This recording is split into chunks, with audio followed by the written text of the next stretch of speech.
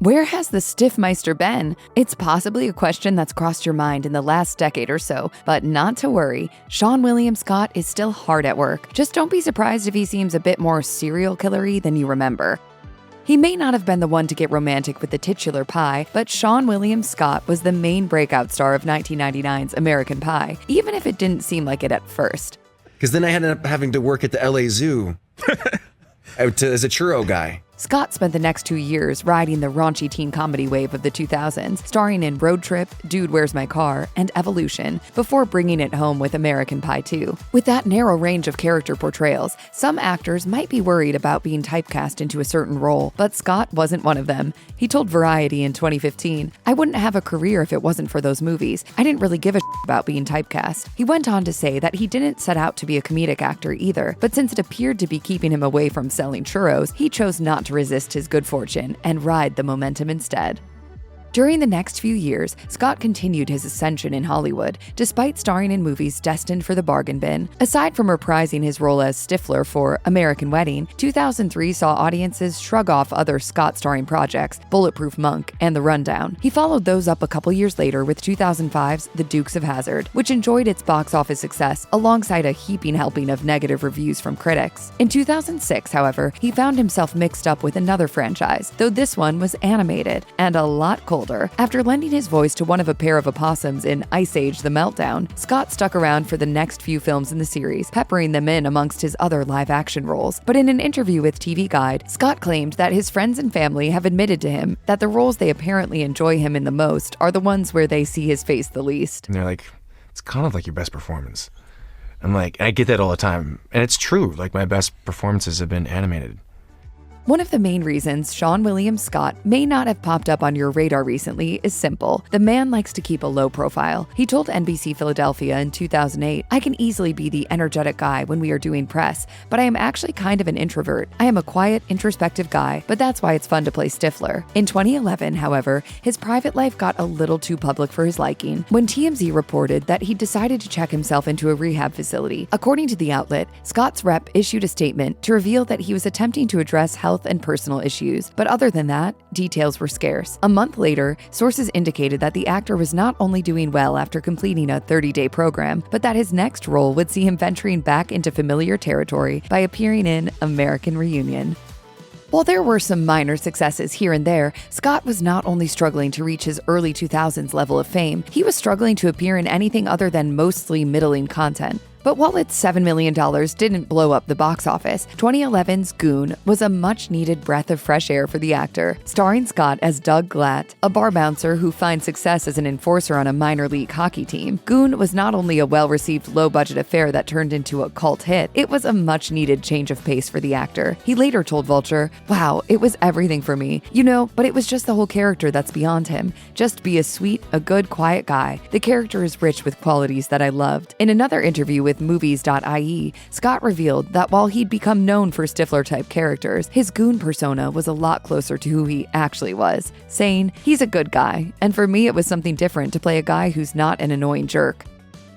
While attending the Irish premiere of American Reunion in 2012, Scott received something a bit more prestigious than he might have expected. Trinity College, one of the most distinguished universities in Europe, presented Scott with the Gold Medal of Honorary Patronage at Trinity's Philosophical Society, the oldest and largest of the university's various societies. Scott now found himself in the same company as other recipients like Al Pacino, Jonathan Swift, and Oscar Wilde. Not bad for a guy who once had to pretend to eat dog poo on film. Speaking to Movies Ireland, Scott claimed that it came as a complete shock, and to say he was humbled by the honor was an understatement. I was like, might as well just quit acting now. The thing is, it's like the most prestigious, coolest thing ever.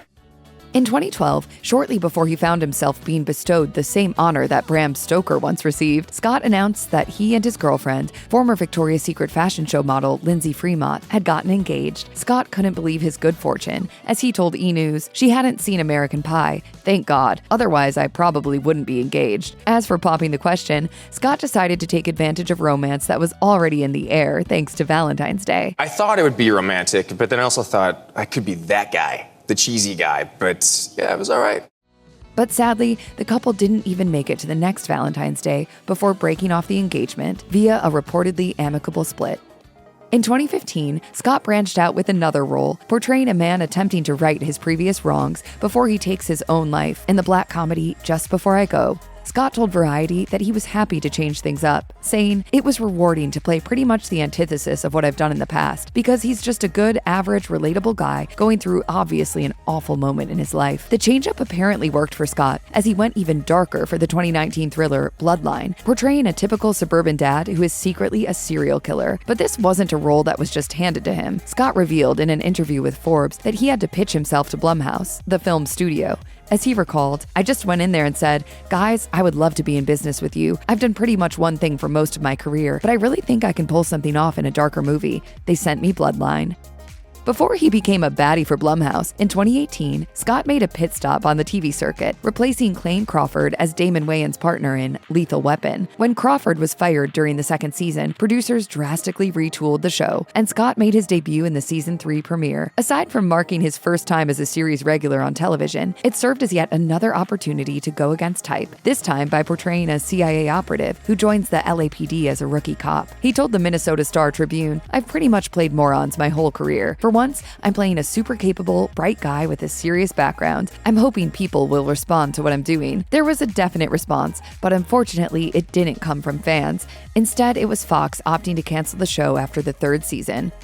While Fox may have canceled his television debut, they apparently liked what they saw in Scott. As he joined the network's 2022 mockumentary comedy, Welcome to Flatch, Scott played Father Joe, a big city clergyman who recently relocated to the tiny Midwestern town of Flatch. As opposed to claiming top billing, he was simply one member of the ensemble cast, just the way he wanted it. Scott told the New York Post, "One of the things with Welcome to Flatch was that I wasn't really looking to play a lead character. I wasn't looking to be on set 16 hours a day. I wanted to spend more time with my family." The cherry on top was the character's backstory, as Father Joe was a former member of a religious boy band who decided to embark on a solo career. But as interesting as it may have sounded, it wasn't enough to prevent Fox from once again pulling the plug on Scott's show, canceling it after 2 seasons.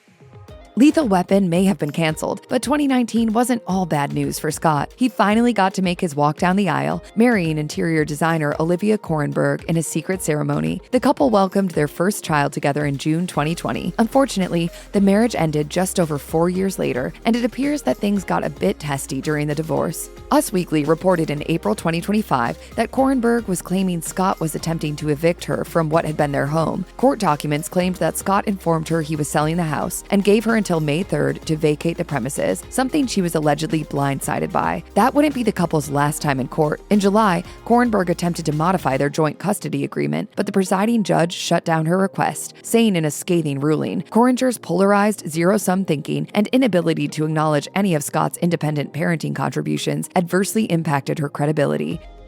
American Pie star Tara Reid may have hinted at tensions between Scott and Jason Biggs in 2019, but would two men at odds reunite to star in a DoorDash commercial? Well, if there's enough money involved, sure, but they sure looked chummy. After the two reprised their roles once again for the delivery company, Biggs spoke about sharing the screen with Scott again, telling People magazine, "Whenever we get back together, it is like we never missed a beat. So this campaign, it was just like we literally picked up right where we left off, basically after the last movie. Sean and I have that really incredible back and forth with each other." Scott shared similar sentiments, telling the magazine that despite his attempts to branch out from the type of role that shot him to fame, filming American Pie and its sequels represented the best experiences he'd ever had in the course of his Hollywood career. "I've been really fortunate to have some fun experiences throughout my career, but nothing compares to shooting those movies."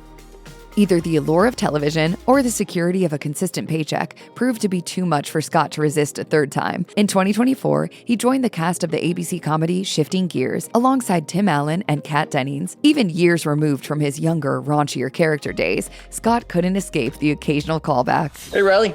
Hey. Dude, where's my car? Scott went on to say in an interview with Collider that he had a ton of fun working with Allen and Dennings. The excitement of shooting in front of a live studio audience for the first time was apparently also attractive, with Scott saying, "It's different than any experience I've had. It's been a gift for me. I really, really love it."